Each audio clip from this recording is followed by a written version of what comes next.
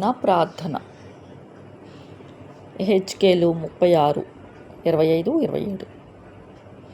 సైన్యములకు అధిపతి అయిన మా దేవా యెహోవా, మీ కృపచేత మమ్మును కాచి భద్రపరచి నేటి ఉదయకాలమున మిమ్మును స్తుతించున్నట్లు సజీవునిగా మేల్కొల్పిన మా ప్రియ పరలోకపు తండ్రి, మీకే వందనాలు, స్తుతులు, స్తోత్రములు.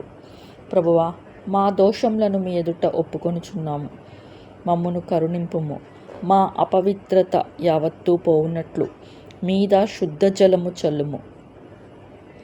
మా దుష్కార్యము వలన, ఆలోచన వలన మాకు కలిగిన అపవిత్రత అంతయు తీసివేయము. నూతన హృదయము మాకిమ్ము, నూతన స్వభావము మాకు కలుగచేయము. రాతి గుండె మాలో నుండి తీసివేసి మాంసపు గుండెను మాకిమ్ము.